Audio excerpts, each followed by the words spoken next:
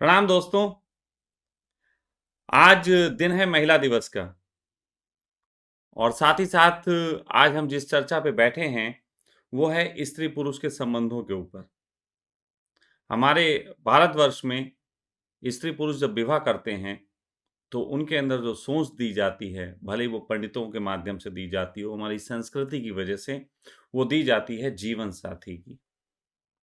लेकिन जब पश्चिम में विवाह करते हैं तो वहाँ जो सोच दी जाती है, वो सोच दी जाती है पार्टनर की। लाइफ पार्टनर नहीं बोला जाता, वहाँ सिर्फ़ पार्टनर बोला जाता है। लाइफ पार्टनर हम अपने को इसको बोलने लगे हैं। तो जो पार्टनर होता है ना, रिलेशनशिप, पार्टनर, ये शब्द थोड़े-से भ्रांति पैदा करते हैं। लेकिन साथ-साथ ये भी मैं आपको बता दूँ कि हमारे भारतवर्ष में जो जीवन साथी बोला जाता है, 7 जन्म के रिश्ते बोले जाते हैं, उसमें भी बहुत सारे फ़ॉल्ट हैं। तो हम इस विषय पे बात करने बैठे हैं महिला दिवस के ऊपर। लेकिन क्योंकि हम जिस चैनल पे बात करने बैठे हैं, वो सखा ऑर्गेनिक हॉस्पिटल का है। तो यहाँ पे ऑर्गेनिक की बात भी होगी, हॉस्पिटल की बात भी होगी और स्वास्थ्य की बात होगी। तो एकमात्र टॉपिक है, जिस टॉपिक को अगर सही से समझ लिया जाए, तो मैं समझता हूँ कि 90% लोगों के जो बीमारी है, उसके कारण पे आज हम बात कर रहे हैं। 90% लोग की जो बीमारी है, उसका कारण आज यहाँ डिस्कस होगा। साथ ही साथ अगर आप इसको समझ पाए, तो आपका जीवन भी सुंदर होगा, रिलेशनशिप भी सुंदर होगा, जीवन साथी के साथ भी आपको आनंद आएगा और साथ ही साथ आप शारीरिक रूप से स्वस्थ रहेंगे। कारण क्या है? तो पहले उस कारण पे बात कर लेते हैं। सबसे बड़ी बात ये है कि हम जो बीमारी से ग्रसित होते हैं, उसमें डॉक्टर के पास भागते हैं। वो डॉक्टर कई प्रकार के हो सकते हैं। वो डॉक्टर आयुर्वेद के हो सकते हैं, होम्योपैथ के हो सकते हैं। वो डॉक्टर जो हैं कोई ऐसा हो सकता है जो एलोपैथी का हो, ऑपरेशन करते हों या कोई ऐसा डॉक्टर भी हो सकता है जो आपको जैसे आजकल डाइट वगैरह पे इस तरीके की चर्चा भी हो रही है। तो या फिर बाबा, भभूत देने वाले, उनकी भी बात कर लेते हैं, वो भी हो सकते हैं, मैं भी हो सकता हूँ। तो आप इनके पास भागते हैं। इनके पास जब भागते हैं, तो ये आपको कुछ बताते हैं। तो आपको मैं सिस्टम से थोड़ा-सा बताऊँ तो वो समझ लीजिए। रिलेशनशिप पे बात है लेकिन स्वास्थ्य भी दे रहा हूँ आपको, एक ही पैकेज में बहुत कुछ है। तो जब आप भागते हैं, तो वो क्या करते हैं, उसकी थोड़ा-थोड़ा बात कर लेते हैं। होम्योपैथिक, आयुर्वेदिक आपको दवाई देता है, भरोसा। जब भी कुछ दिया जाता है, भरोसा दिया जाता है। वो भरोसा देता है। एलोपैथिक भी दवाई देते हैं, भरोसा देते हैं। मैं आपको सच बताऊँ कि ना एलोपैथी आपको ठीक करती है, ना आयुर्वेद आपको ठीक करती है, ना होम्योपैथिक आपको ठीक करती है, ना कोई बाबा आपको ठीक करता है, ना कोई डाइट चार्ट आपको ठीक करता है। आप ठीक होते हैं अपने दिमाग से। सिर्फ़ आपका दिमाग ही आपको ठीक करता है। लेकिन कोई भी आदमी, कोई भी पैथी, कोई भी बाबा, कोई भी तरीका आपको 100% लोगों को क्योर नहीं कर पाता। उसके पीछे कुछ कारण हैं। उसके पीछे कारण है कि आपका दिमाग अगर अत्यधिक तनाव से ग्रसित हो, अत्यधिक तनाव, तो आप जो हैं ठीक नहीं हो सकते किसी के पास जाके भी। ना बाबा का आशीर्वाद आपको लगेगा, ना होम्योपैथ या एलोपैथ या आयुर्वेद या डाइट की कोई दवाई आपको लगेगी। तो फिर आखिर करें क्या? देखो, सारा मामला है दिमाग का। आपका दिमाग आपके शरीर को स्वस्थ करने के लिए बना हुआ है। लेकिन जब आपका दिमाग ही बीमार हो जाए, तो वो आपके शरीर को स्वस्थ कैसे कर सकता है? कर ही नहीं सकता। तो आपको पता है दिमाग को भी एक बीमारी होती है।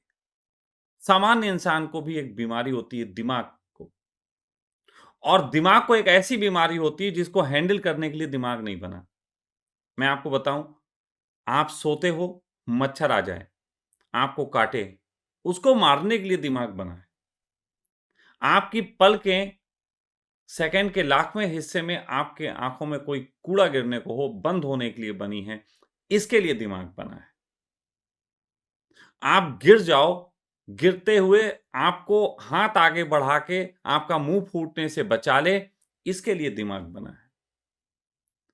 दिमाग आपकी हर चीज़ के लिए बना है। आपके पीछे सांड लग जाए, बहुत तेज़ भागे, तो गली देख के उसमें घुस जाने के लिए बना है। दिमाग आपको बहुत मदद करता है। दिमाग पूरे तरीके से आपको बचाता है। दिमाग का यही काम है। आपके शरीर में ये इसीलिए लाया गया। लेकिन अगर दिमाग बीमार हो जाए, तो क्या होगा? दिमाग बीमार हो जाए, तो कैसे आपका इलाज करेगा? तो मैं आपको बताता हूँ कि दिमाग कैसे बीमार होता है। दिमाग परेशानी सॉल्व करने के लिए बना है। दिमाग इसलिए बना है कि अगर आप रूस अटैक कर दे, तो यूक्रेन कैसे बचे? सब सलाह दे सकता है। दिमाग को इसमें कोई दिक्कत नहीं। दिमाग युद्ध लड़ सकता है, कोई तनाव नहीं। युद्धों से तनाव नहीं होता। आपको मालूम है, युद्ध से अटैक और डिफेंस का खेल होता है, जिसमें बौद्धिक क्षमता बढ़ती है। तो युद्धों से तनाव नहीं होता। आपके जीवन में आपका व्यापार ना चल रहा हो, कुछ ना चल रहा हो, इससे भी तनाव नहीं होता। इससे दिमाग को तनाव नहीं होता। ये मैं आपको बता दूँ। दिमाग को इस बात से बिल्कुल तनाव नहीं होता कि आपका व्यापार चल रहा है या नहीं चल रहा है। निश्चित ही आप उसे तनाव बोलते हो और क्यों बोलते हो वो भी कारण मैं बताऊँगा। दिमाग को सिर्फ़ एक ही बीमारी होती है, वो होती है इमोशनल। इमोशनली दिमाग परेशान होता है। आपको इमोशन के जो फीलिंग्स दी जाती हैं, उसे हैंडल करने के लिए दिमाग के पास कोई तरीका नहीं। उसको दिमाग हैंडल नहीं कर पाता और इमोशनली ही आप बहुत डैमेज होते हो, तब आपका व्यवसाय ना चले, तो आपके अंदर से जो विचार आता है कि आपका व्यवसाय नहीं चल रहा, तो व्यवसाय नहीं चलने से आपकी पत्नी नाराज़ हो जाएगी, आपके बच्चों के प्रति क्या करेंगे? असल में ये इमोशन रीज़न है जिसके तनाव हैं। तनाव व्यापार ना चलने के नहीं हैं। तनाव अगर आप किसी की टाँग टूट जाए तो इस बात का नहीं है कि टाँग टूट गई, वो तो शरीर निपटा रहा है, अस्पताल ले गया है, हड्डी जुड़वा रहा है। लेकिन सबसे बड़ा तनाव है कि टाँग टूट गई है, अब काम कैसे करेंगे? अब चलेंगे कैसे? वहाँ जाएँगे कैसे? बहुत तरीके की चीज़ें हैं, इसमें सहयोग मिलेगा, नहीं मिलेगा। तो कहीं न कहीं ये कारण हैं। तो तनाव मेन कारण है और तनाव के पीछे कारण है इमोशन और सारे इमोशनों की जो जड़ है, वो है रिलेशनशिप। सारे इमोशन की जड़ रिलेशनशिप। वो रिलेशनशिप सबसे बड़ा पुरुष और स्त्री के बीच के रिलेशन को होता है। निश्चित ही इमोशन के तनाव और भी रिलेशन से आते हैं। माता-पिता का रिलेशन हो गया, भाई-बहन का हो गया, दोस्त यार का भी रिलेशन हो गया, उनसे भी आते हैं। लेकिन सबसे बड़ा जो रिलेशन का तनाव है, वो आता है पति-पत्नी के रिलेशन से या स्त्री-पुरुष के रिलेशन से। तो आज महिला दिवस पे मैंने जब ये चर्चा उठाई है, तो उसके पीछे कुछ कारण हैं। तो उन कारणों पे मैं बात करूँ, मैं अपनी नाक पहले पोंछ लूँ, नाक में खुजली हो रही। तो उन कारणों पे मैं बात करूँ, उससे पहले महिला दिवस पे सभी महिलाओं को मेरी तरफ से महिला दिवस पे आधी हार्दिक शुभकामनाएँ। आधी, पूरी नहीं।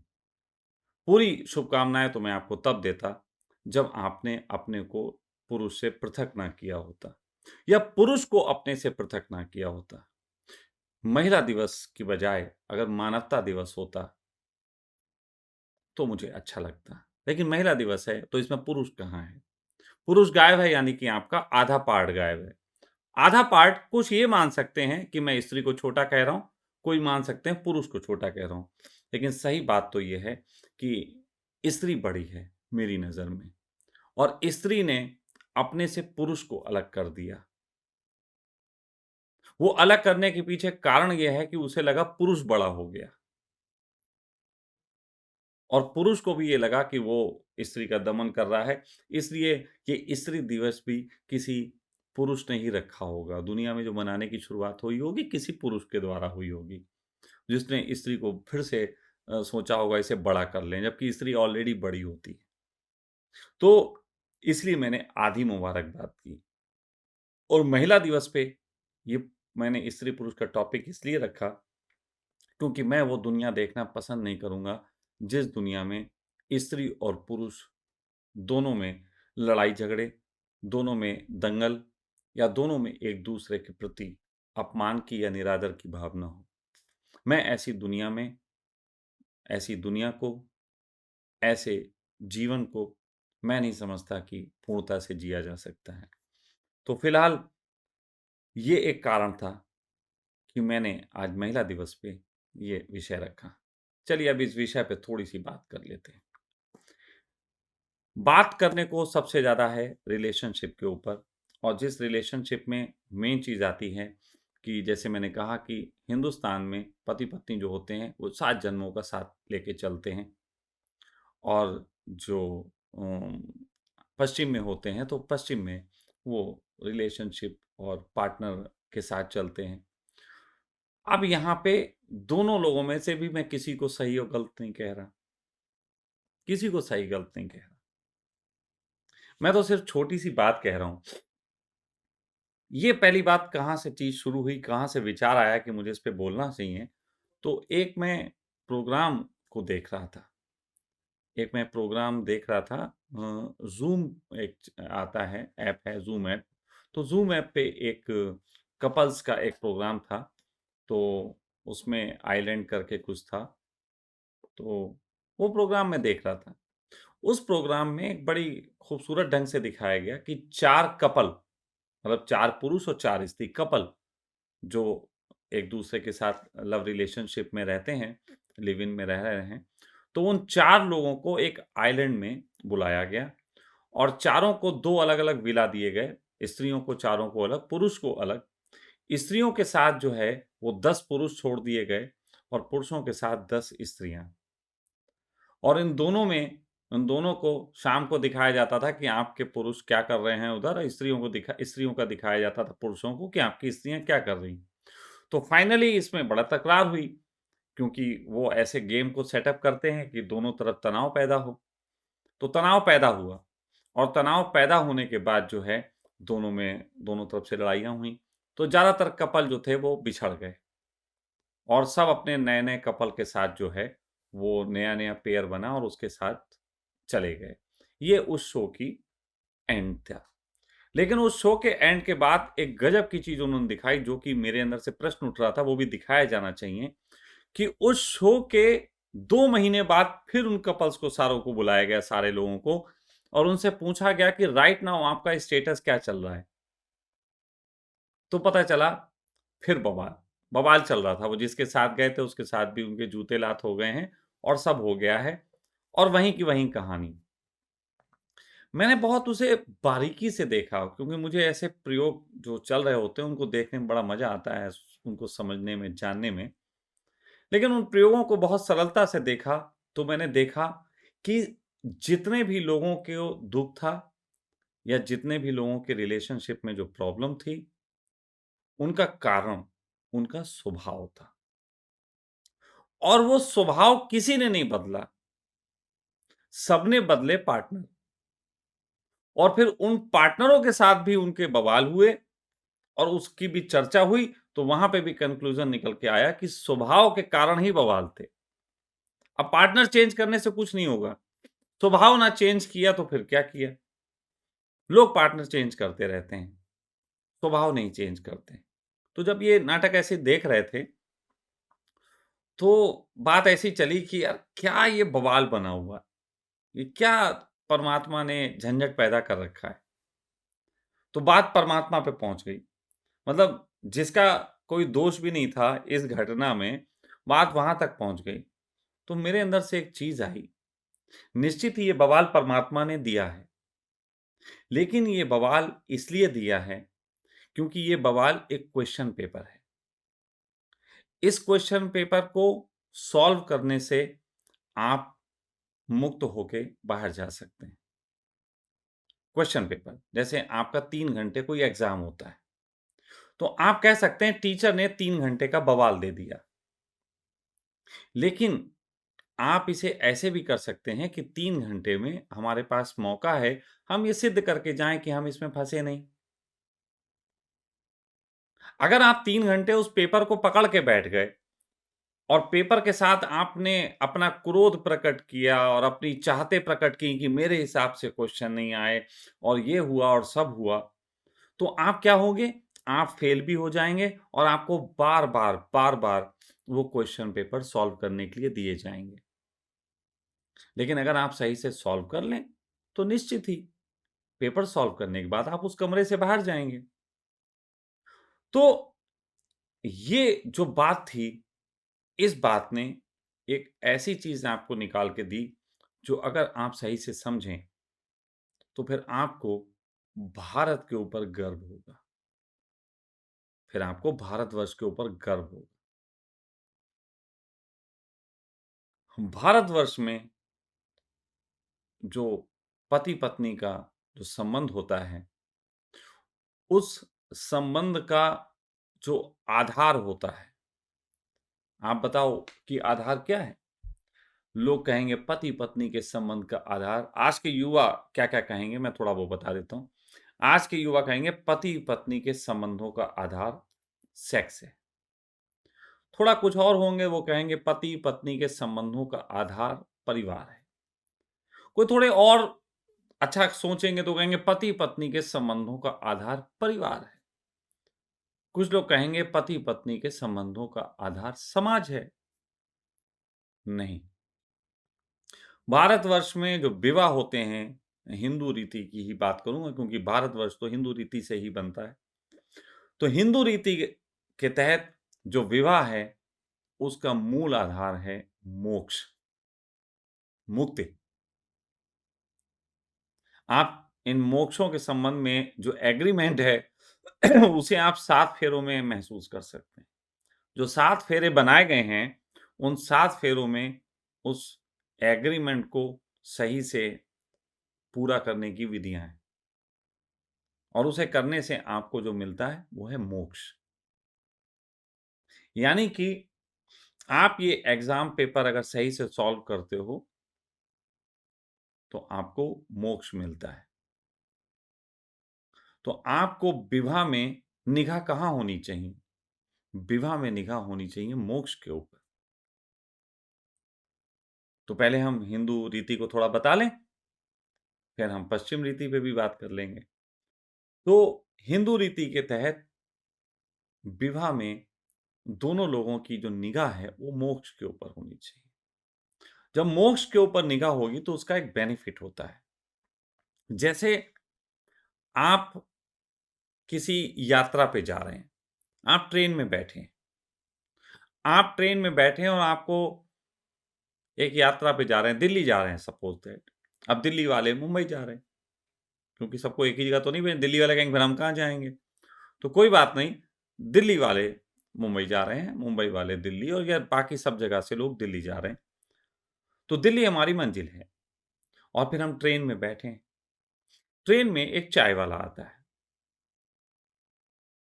चाय वाले से आप किसी बात पे झगड़ लेते हैं। तो क्या आप दिल्ली जाना छोड़ सकते हैं?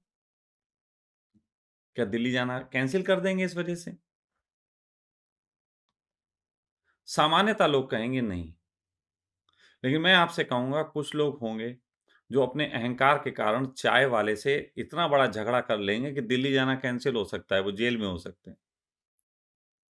मतलब मंजिल मिले ना मिले, लेकिन जीवन में पूरा कलेश होना चाहिए। चाय वाले को तो सबक सिखा के ही रहना है।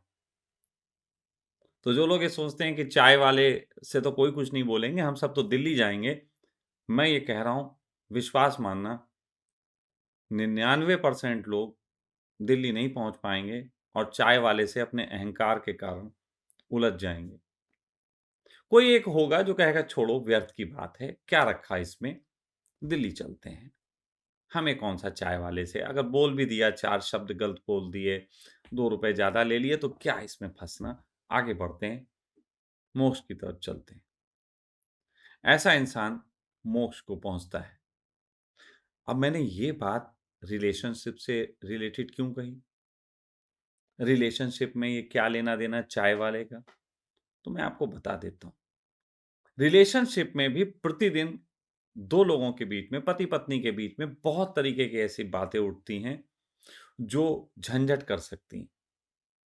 जो जेल जाने का कारण बन सकती हैं, जो पति-पत्नी में पिटाई का कारण बन सकती हैं, जो आपको हत्या तक का कारण बन सकती हैं।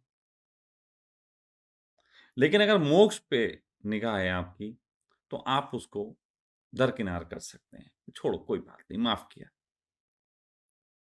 आगे बढ़ें। कबीर ने एक बात कही थी और मैं बहुत बार इसका ज़िक्र करता हूँ। कबीर ने कही थी, "ढाई आखर प्रेम का पढ़े सो पंडित होए।" ढाई आखर। ढाई आखर के संबंध में मैं कई बार कहता हूँ, आज फिर कह देता हूँ। ढाई आखर से मेरा लेना-देना है, एक मैं, एक अक्षर मैं, एक अक्षर तू, जो भी पार्टनर है जिसका, एक मैं, एक तू और एक हमारे-तुम्हारे बीच है जो अधूरा है और सच कहें अधूरा ही रहेगा। ये हुआ ढाई। एक मैं, एक तू और एक हमारे बीच जो सदा अधूरा रहता है, उस अधूरे को जानने का प्रयास आपको मोक्ष की तरफ ले जाता है। उस अधूरे की पूर्णता तुम्हें मोक्ष से मिलवाती है। जैसे एक मैं और एक ट्रेन, ये ट्रेन जो है, वो हमें मोक्ष से मिलवाएगी। ट्रेन ना हो, तो फिर दिल्ली नहीं पहुँचना हो सकता। तो यहाँ पे जो ढाई है, मैं और तू और आधा है, जो हमारे बीच अधूरा होता है। अधूरा क्या है? हाफ़ क्या है?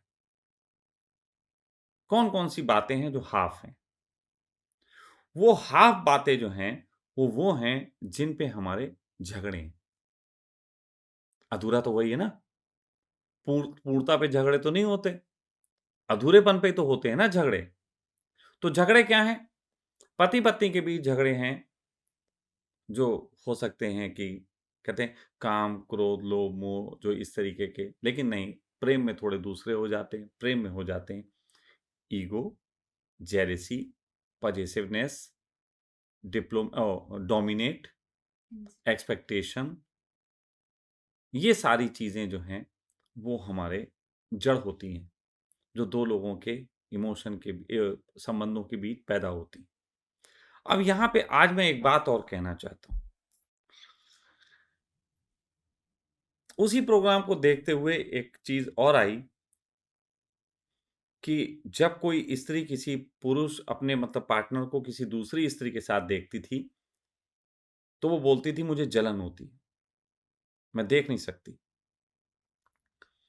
पुरुष जब ऐसा देखता था अपने पार्टनर को तो उसके अंदर से लगता था मैं ये बर्दाश्त नहीं कर सकता कि मुझसे बेहतर कोई हो सकता है। मैं सोचने लगा कि जलन में और अहंकार में अंतर क्या है? सेम है। कहा जाता है कि ईर्ष्या स्त्री का सबसे बड़ा रोग है और पुरुष का ईगो। आखिर इस ईगो में और जेलसी में डिफरेंस क्या है? मुझे तो दोनों एक ही जैसी लगी। मैंने बहुत गौर से देखा, मुझे लगा कि एक पुरुष को बर्दाश्त नहीं हो रहा है, कि स्त्री को भी तो बर्दाश्त नहीं हो रहा। सेम चीज़ है, सेम बिल्कुल। लेकिन बहुत जब देखा, तो उसमें एक बहुत छोटा-सा डिफरेंस मुझे नज़र आया, बहुत छोटा-सा। और वो छोटा-सा डिफरेंस बताता है कि ईर्ष्या और अहंकार में अंतर क्या है। अंतर है? मतलब मैं बहुत देखने के बाद पाया कि अंतर है, लेकिन एक छोटा-सा डिफरेंस। डिफरेंस ये है कि स्त्री छोटी-छोटी चीज़ें देखती है, छोटी-छोटी चीज़ें। उसके लिए जलन का कारण बहुत छोटी बातें बनेंगी। हाँ, उसके लिए बड़ी होंगी, ये भी बात कह दूँ। उसके लिए बड़ी होंगी, लेकिन वो छोटे में ही देखती है। अच्छा, पुरुष के अहंकार का क्या कारण बनती? पुरुष के अहंकार का कारण बड़ी बातें बनती। वो उसके लिए बड़ी हैं, स्त्री के लिए वो छोटी हो सकती हैं, वो एक अलग बात है। लेकिन मैं बड़ा और छोटा कैसे कह रहा हूँ? स्त्री जब देखती है किसी पुरुष को किसी के साथ, तो अगर वो बुद्धि के तल पे जीती है ज़्यादा बुद्धिमानी के तल पे, तो उसको सबसे पहला हर्ट होगा कि एक मैं उसको क्या सैटिस्फाई नहीं कर पाई जो कोई दूसरा आदमी कर रहा। ये ये सच कहें तो ये दिमाग की बिल्कुल सही बात है और ऐसा ही दिमाग से पुरुष को भी लगता है कि मैं ऐसा क्या सैटिस्फाई नहीं कर पाया जो दूसरा कर रहा है। दोनों ही दिमाग से सोचते हैं तो बराबर लग रहा है। लेकिन इसमें एक चीज़ ऐसी है जो स्त्री अब यहाँ लेफ्ट ये स्त्री का हाथ है, ये पुरुष की तरफ। तो पुरुष और स्त्री दिमाग के तल पे दोनों सेम सोचते हैं कि मुझ में ऐसा क्या था, वो क्या कमी रह गई जो मैं दूसरे उसको सैटिस्फाई नहीं कर पाई, जो दूसरा कर रहा है। तो दोनों दिमाग के तल पे हैं। लेकिन एक मामले में स्त्री थोड़ी नीचे आ जाती है, थोड़ी-सी और वो होती है कि स्त्री को अगर पुरुष किसी के साथ इमोशनली अटैच होके बात कर रहा है, तो स्त्री को ज़्यादा पीड़ा होती। अगर पुरुष की बात कहें, अगर ये पुरुष है, तो पुरुष कहेगा इमोशनली बात कर ली कोई झंझट नहीं, फिज़िकली की तो बहुत झंझट है। और स्त्री कहेगी कि फिज़िकली की वो तो चलो झंझट है ही है, लेकिन तुमने इमोशनली भी की, ये बहुत बड़ा झंझट है। और ये डिफ़रेंस स्त्री को ईर्ष्या की तरफ लेके जाता है और ईर्ष्या का लेना-देना हार्ट से है। ईर्ष्या जब होती है, तो यहाँ पे बड़ी जलन होती, बड़ा दर्द होता है, ये सब चीज़ें होती। होता पुरुष को भी है एट अ टाइम, लेकिन वो इससे थोड़ा-सा बाहर निकल आता है। इस पे उसके बहुत अटैक होता है, यहाँ पे बहुत ज़्यादा अटैक होता है, बड़ा परेशान होता है। इसीलिए पुरुष दारू पी लेते हैं ज़्यादातर, जब वो गुज़र रहे होते हैं इस तरीके के सेटबैक से, वो दारू पी लेते हैं। लेकिन स्त्री दारू नहीं पी सकती। स्त्री दारू अगर पी लेगी ऐसी सेटबैक की स्थिति में, तो भी सोचो वो कंट्रोल नहीं होगी क्योंकि दारू से दिमाग कंट्रोल हो सकता है, लेकिन सॉफ्ट जो थॉट होते हैं, सॉफ्ट थॉट दारू से भी कंट्रोल नहीं हो सकते। हार्ड थॉट जो होते हैं, वो दारू से कंट्रोल हो जाते हैं, लेकिन सॉफ्ट थॉट दारू से भी कंट्रोल नहीं होते। इसलिए स्त्री और पुरुष के बीच ईर्ष्या का और अहंकार का मैंने ये डिफरेंस थोड़ा-सा आपको बताया। अब यहाँ पे कुछ और चीज़ें हैं, जैसे मैंने कह रहा था कि भारतवर्ष में विवाह का अर्थ है कि जो मोक्ष तक की यात्रा पे निकले। तो मोक्ष तक की यात्रा पे निकले, तो चाय वाले से तो नहीं लड़ेंगे। आपने कहा हाँ ठीक है, चाय वाले से नहीं लड़ेंगे, मोक्ष पे जाना है। लेकिन चाय वाले से नहीं लड़ेंगे, सामने जो बैठे अंकल, आंटी, लड़के, लड़कियाँ, भैया, बहनें जो भी थे, उनके संबंधों में भी तो नहीं उलझेंगे।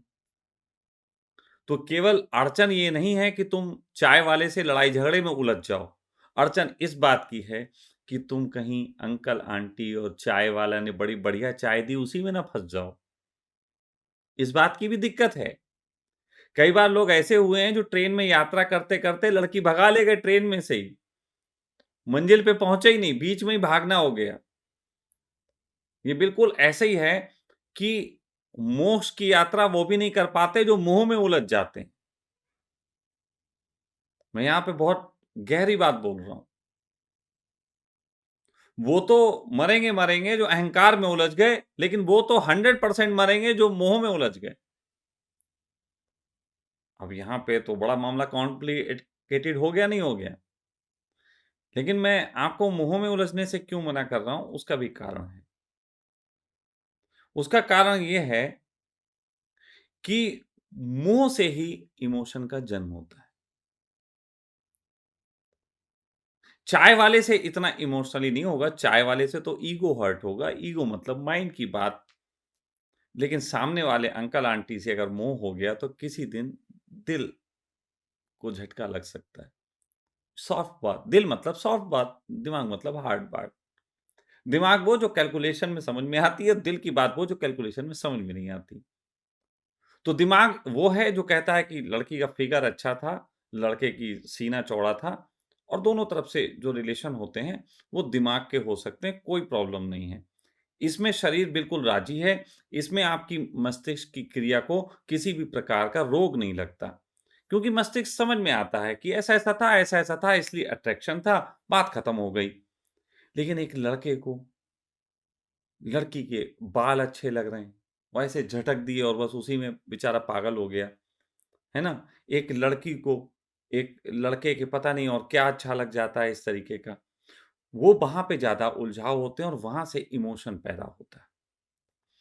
इमोशन जो है, वो मस्तिष्क का लिक्विड फॉर्म है।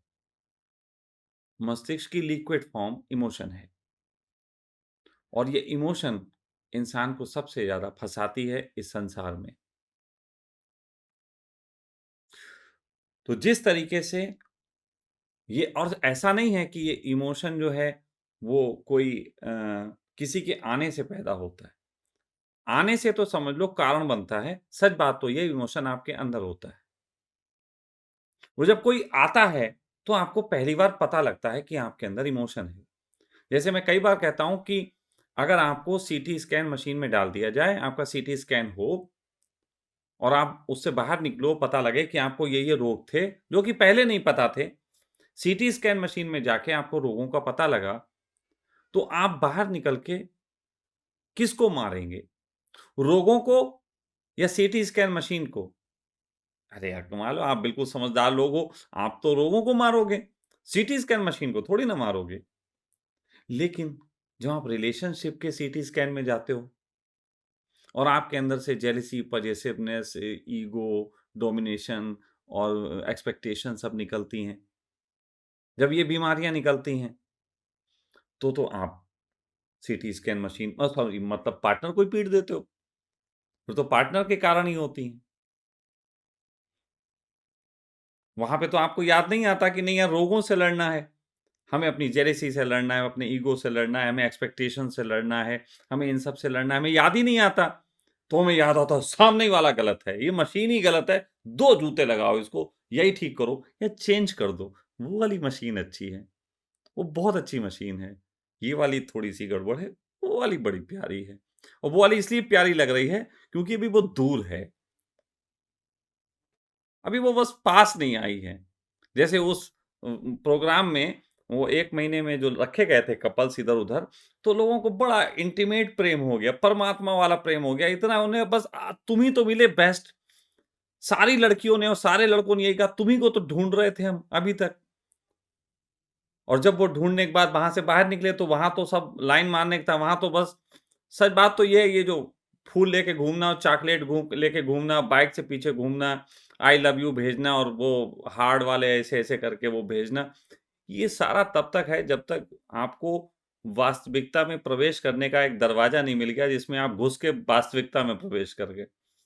तो जब आप एक दरवाजे में घुस के वास्तविकता में प्रवेश करते हो, तो उधर जो वास्तविकता है उसमें सारे रोग निकलते हैं। जैसे सीटी स्कैन मशीन वैसे बहुत सुंदर होती है, मैं बताऊँ बहुत सुंदर मशीन होती है।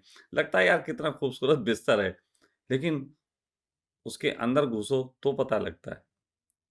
तब पता लगता है कि ये क्या चीज़ें लेके हमारे अंदर से निकाल के लाएगी। तो ये जो बातें मैंने कहीं ये सीटी स्कैन मशीन के संबंध में, तो ये थोड़ी-सी बातें हैं, इनको आप थोड़ा-सा समझ लो और समझने के बाद आप फिर इस पे प्रश्न करो। और उन प्रश्नों पे फिर मैं उत्तर दूँगा और आपको अपने जीवन की जो छोटी-छोटी बातें लगती हैं, जिनको आप सॉल्यूशन नहीं दे पाते, मैं बताऊँगा कि किस तरीके से आप उसके सॉल्यूशन कर सकते हो और क्यों करना चाहिए। और अगर आप उन बातों को समझ पाए, तो निश्चित ही आपके दिमाग को 90% जो आपने बीमार बनाया है, जिसके कारण शरीर आपका बीमार हो गया है, आप उस 90% बीमारी को समाप्त कर सकते हो। उसके बाद आपके शरीर को भी जो बीमारी होगी, आपका दिमाग ठीक कर लेगा। आपको किसी अ, बाबा, डायटीशियन, आयुर्वेदा, होम्योपैथी, एलोपैथी किसी के पास जाने की ज़रूरत नहीं है। आपको मैंने आज 90% बीमारियों की जड़ बता दी। अभी मैं इतना ही आप लोगों के बीच कहूँगा। आपके प्रश्नों के इंतज़ार में हूँ। आने पे मैं अपनी पूरी बात इस पे और रखूँगा। तब तक के लिए प्रणाम और आप लोग अगर एक बार समझ में ना आए, तो 2 बार देखना, 3 बार देखना, गौर से देखना। आपको बहुत कुछ इसमें दिखाई देगा और साथ-साथ आगे हम फिर बात करेंगे उस पे जो रिलेशनशिप और पार्टनरशिप वाला मैटर चल रहा है, उसमें भी किस-किस प्रकार की चीज़ें हैं, अच्छी और बुरी, और भारतीय विवाह की पद्धतियों में भी अच्छी-बुरी क्या है, उन पे भी चर्चा करेंगे। लेकिन वो सारी ज बातें निकलेंगी आपके प्रश्नों के साथ। प्रणाम।